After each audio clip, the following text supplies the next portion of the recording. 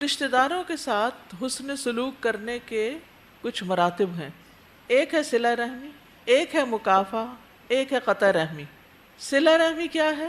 میل ملاپ رکھنا، چاہے رشتہ دار نہ رکھیں، یہ صلہ رحمی ہے۔ رشتہ داروں کے حقوق ادا کرتے رہنا، چاہے وہ نہ پوچھیں۔ مکافہ کیا ہوتا ہے؟ رشتہ دار اچھا سلوک کریں تو ان کے ساتھ اچھا سلوک کرنا، نہ کریں تو نہیں کرنا، یہ بدلے میں کرنا ہوتا ہے۔ اور تیسرا ہے قطع رحمی، اپنے رشتہ داروں سے قطع تعلقی کر لینا، بول چال بند، یا پھر ان کی کسی ضرورت کو جو آپ پورا کر سکتے ہو پورا ہی نہ کرنا، ان کے کام ہی نہ آنا، ان کی مدد ہی نہ کرنا، تو یہ سب کچھ اس میں آ جاتا ہے۔ اور یہ آخری مرتبہ بدترین مرتبہ ہے، ایسا کرنے والے پہ اللہ تعالیٰ لعنت بھیجتے ہیں۔ اولئک لہم اللعنۃ ولہم سوء الدار۔ تو صلہ رحمی کا مطلوبہ معیار کیا ہے جو نبی صلی اللہ علیہ وسلم نے بتایا ہے کہ کسی کام کا بدلہ دینا صلہ رحمی نہیں۔ مثلا انہوں نے کھانے پہ بلایا، آپ نے بھی بلا لیا، یہ صلہ رحمی نہیں۔ صلہ رحمی یہ ہے کہ جب اس سے رشتہ داری توڑی جائے تو اسے ملایا جائے، یعنی رشتہ توڑنے والوں سے رشتہ ملائے، یعنی جو آپ سے نہ ملے آپ اس سے ملنے چلے جائیں، جو آپ کو نہ دے آپ اس کو دیں، جو آپ کے ساتھ بد اخلاقی برتے آپ اس کے ساتھ اچھا سلوک کریں۔ ہمیں کیا حکم ہے کہ رشتہ داروں کی طرف سے اگر رشتہ کاٹے بھی تو بھی آپ ان کے ساتھ صلہ رحمی کرتے رہیں۔ ابو ذر کہتے ہیں میرے خلیل نے مجھے 7 باتوں کا حکم دیا، ان میں سے ایک یہ ہے میں قرابت دار سے تعلق قائم رکھوں اگرچہ وہ پیٹھ پھیرے، اگرچہ وہ نہ بات کرے، اگرچہ وہ منہ موڑے، پھر بھی آپ کسی نہ کسی طرح ان سے تعلق قائم ہی کریں۔ نبی صلی اللہ علیہ وسلم نے فرمایا اتقوا اللہ وصلوا ارحامکم، اللہ کا تقوی اختیار کرو اور صلہ رحمی کرو، کیونکہ یہ جنت میں داخلے کا ذریعہ ہے۔ ہم سب جنت میں جانے کے طلبگار ہیں۔ تو وہ کسی نے پوچھا تھا نا کہ کون سی نیکی جنت میں لے جائے گی، تو صلہ رحمی جنت میں لے جانے والے کاموں میں سے ہے۔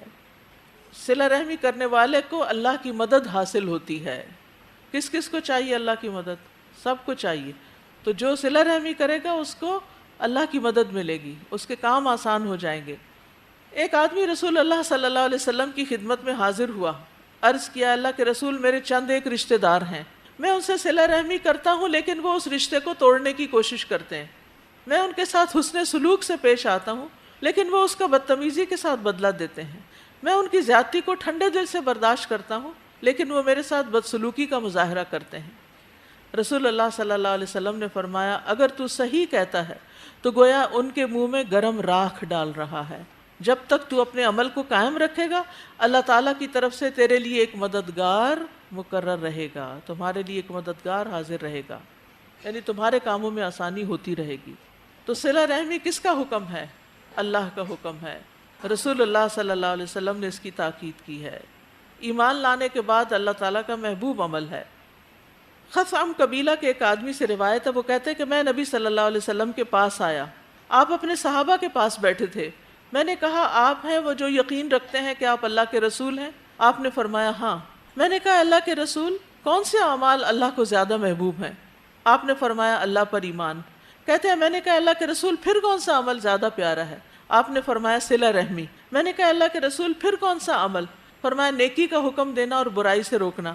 میں نے کہا اللہ کے رسول کون سے اعمال اللہ کو سب سے زیادہ ناپسند ہے؟ فرمایا اللہ کے ساتھ شرک کرنا۔